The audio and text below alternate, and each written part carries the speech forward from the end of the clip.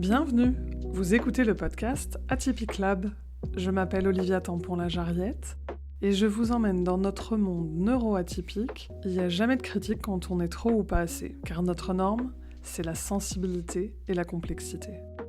Tous les mardis, des réflexions et définitions pour mettre de la conscience et de la compassion sur nos surprenants systèmes personnels et relationnels. Un véritable laboratoire qui aide à comprendre et accepter notre passionnante complexité pour vivre en paix avec son intensité. Dans cet épisode, on va comprendre pourquoi janvier, c'est pas vraiment le début de l'année. C'est un peu une fausse bonne nouvelle année, si vous voulez. Pourquoi ? Parce que quand on fait les comptes, on se rend compte que sur 365 jours, sur 12 mois, vous avez bien vu, ça fait des mois à 28, 30, 31. Alors bon, tout le monde n'est pas dyscalculique comme moi et ne se perd pas dans les chiffres, mais c'est quand même un peu bizarre, non, je trouve. Quand on regarde d'un peu plus près, et vous savez que j'adore les cycles lunaires, eux, ils ont tous 28 jours. Donc je me suis amusée à un moment à faire la multiplication, et quand on multiplie 28 par 13, on arrive à 364. Et je trouve que là, du coup, ça devient beaucoup moins bizarre et beaucoup plus logique. On arrive à des cycles qui sont cohérents, qui sont réguliers, oui, sont bien rangés, ça va faire plaisir à une partie de vos besoins, de rangement, mais surtout, ça nous laisse une journée de passage, vous savez, cette fameuse journée de Nouvel An. Et alors du coup, ça serait quand la vraie nouvelle année ? Pour qu'on puisse se la souhaiter. Bon, tout le monde est à peu près d'accord pour dire que ça serait sur l'équinoxe du printemps, et pour une raison assez logique, en fait, il suffit de regarder la nature, le vivant, même l'agriculture. En fait, c'est le cycle naturel. Ça grouille de partout, ça pousse, il y a le retour à la vie, alors que là, j'enregistre au mois de janvier, dehors il y a de la neige, et tous les arbres sont complètement dans leur repos avec leur sève qui est retombée. Donc on sent bien que le nouvel élan, c'est bien fin mars. Je suis doublement convaincue et c'est, j'allais dire, doublement pratique pour moi, parce que étant un bélier et je suis née début avril, ça renforce encore plus l'impact de mon anniversaire et donc du renouveau. Mais même si c'est pas votre cas, vous avez sans doute déjà dû sentir, au-delà de ce besoin au printemps, en mars, avril, mai, de faire ce qui nous plaît, mais aussi de faire des rangements, d'avoir cette envie de changement, c'est bien qu'on est dans un nouvel élan, on est dans une nouvelle réalité. Et alors pourquoi on a changé ? Ça, je vous laisse aller creuser parce que je ne suis absolument pas historienne. Les informations que j'ai trouvées, c'est qu'en fait, on est passé d'un cycle lunaire à un cycle solaire, a priori à partir de Jules César, et ça a été renforcé par l'Église qui trouvait que c'était trop païen de coller au cycle du vivant et de la nature. Bon, en tout cas, quelles que soient les dates, etc., si vous avez des infos, n'hésitez pas à me les mettre dans les commentaires parce que vraiment, chaque personne a sa spécialité et ses centres d'intérêt. Mais en tout cas, ce qui est sûr, c'est que ça a été un choix culturel, c'était une décision politique, religieuse. Et je vous en parle maintenant parce que chaque année, j'ai la même sensation d'excitation, de nervosité. Vous voyez, ce début janvier a quelque chose de très électrique, mais pas dans le bon sens du terme, quoi, dans le sens de fatigue, de pression. Et je parle pas des bonnes résolutions comme dans mon dernier épisode, hein. C'est vraiment, il y a une forme de décalage en tout cas que je ressens, comme si on se mettait à courir et à vouloir construire plein de choses, alors que tout autour de nous, la nature nous disait « Wow, relax, calme, prenons notre temps ». C'est pas le moment d'aller vite, c'est pas le moment de courir, c'est le moment de ralentir et de sentir, d'écouter la neige sous nos pieds. Vous voyez, même le fait de marcher dans cet environnement nous demande de ralentir. Donc il y a pour moi une réalité extérieure qui est en désaccord avec ce qu'on nous propose dans la société, c'est-à-dire de nous réexciter tout de suite. D'ailleurs, tout le monde tombe malade, tout le monde est fatigué, parce que les journées sont encore hyper courtes et que donc on a besoin d'un plus grand espace, juste être dans notre écoute intérieure et d'être d'ailleurs dans l'être et pas dans le faire.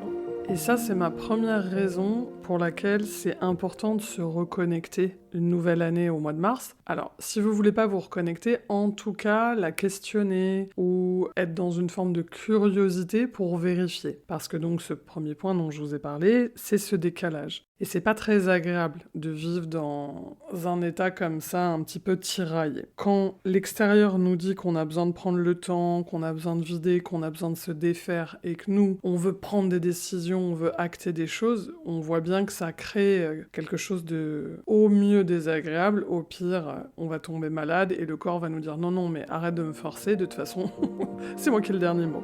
La deuxième raison, c'est parce que ça va soutenir le cycle lunaire et le corps de la femme. C'est-à-dire que je trouve ça intéressant, même si vous le faites pas et que vous allez continuer à célébrer au mois de janvier, au moins de se défocaliser pendant un moment sur cette vision du monde qu'on nous propose, qui est quand même toujours un peu la même et qui est présentée par le prisme d'un corps d'homme, du masculin, qui va en effet avoir son regard très spécifique sur le monde et qui est souvent en effet connecté au cycle solaire, puisque d'un point de vue hormonal en tout cas, c'est comme ça qu'il fonctionne. Mais là, justement, si vous m'écoutez et que vous êtes une femme, ou que vous êtes une personne hypersensible, c'est très intéressant d'aller se reconnecter à la Lune, parce que regardez-la, elle nous rappelle tous les soirs qu'on est chaque jour, chaque soir, différente. Et que non, ça n'est pas de l'hystérie, que oui, les émotions varient, et que c'est complètement normal, et que ça va venir compléter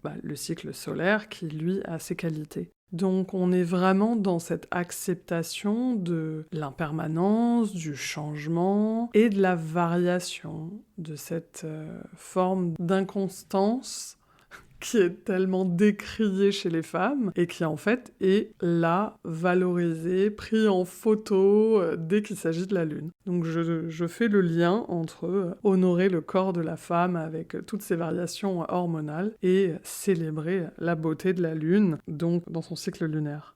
Et le troisième point, il est dans la suite logique, et c'est peut-être pour les personnes plus rebelles, entre guillemets. Se reconnecter au cycle lunaire, c'est assumer d'être une sorcière, quelque part. C'est assumer l'interdit. Le chiffre 13, puisque je vous rappelle, c'était donc 28 jours fois 13 mois qui donnaient 364 jours. Donc dans l'année et pour ce nouveau découpage que je vous propose. Et c'est ça qui est intéressant, c'est que là, on revient à tout ce qui a été décrié depuis des centaines d'années.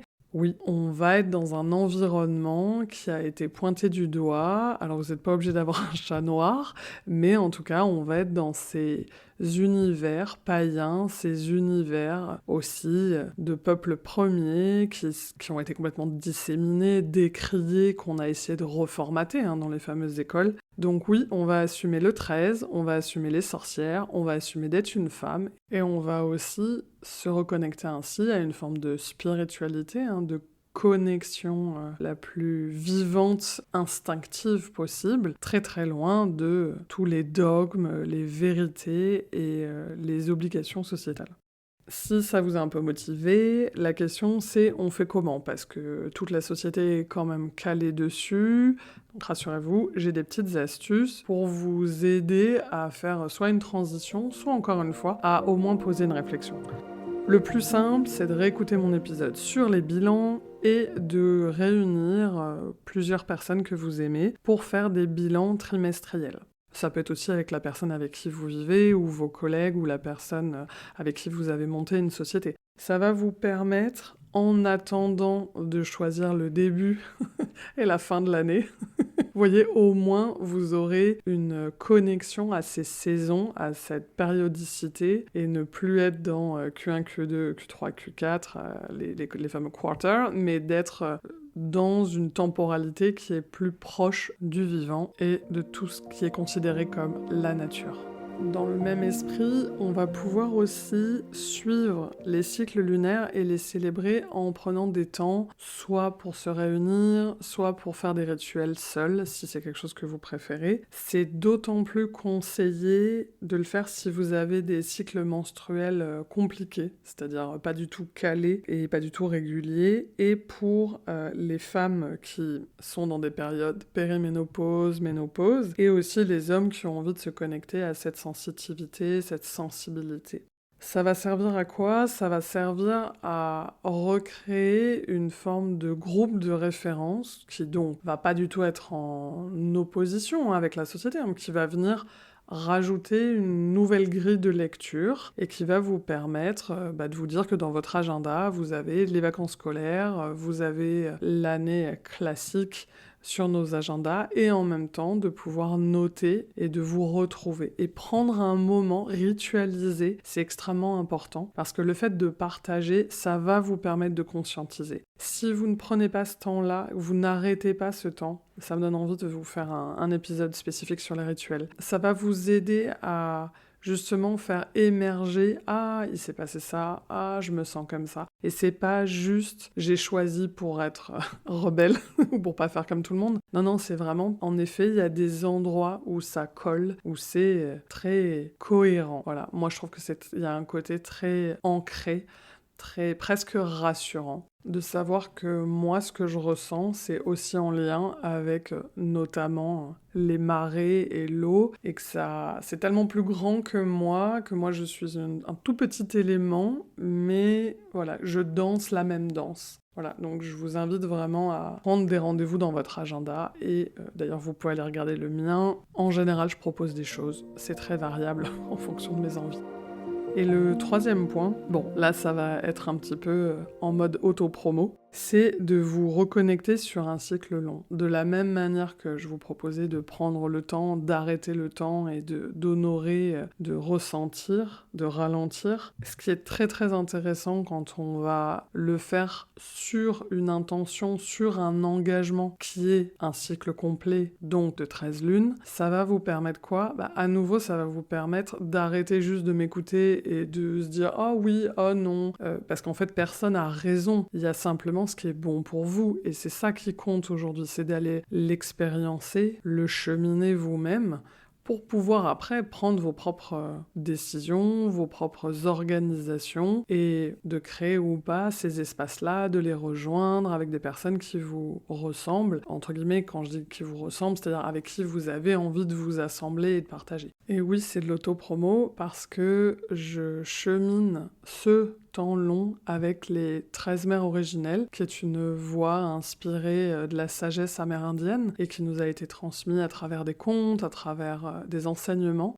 Ça doit faire au moins 7-8 ans que je chemine cette voie, donc ça continue. Vous voyez, tous les ans, au mois de mars, je repars avec un nouveau groupe, et après l'avoir vécu avec des sœurs et une facilitatrice qui m'accompagnait, maintenant c'est moi qui crée ces espaces-là et qui structure une bulle dans laquelle vous allez être avec les mêmes femmes pendant 1 an, pendant 13 lunes, et vous allez vraiment ressentir ce qui s'est passé parce que, bien entendu, je vous pose des questions, il y a des enseignements, il y a des moments de retrouvailles, il y a des moments de célébration, des moments de méditation, et tous ces éléments-là, tous ces moments de rituel, de connexion, d'écoute, de partage, ça va être la meilleure manière pour vous. C'est parce que c'est pour moi la seule vraie manière de découper son année et de la célébrer, de la partager. Voilà.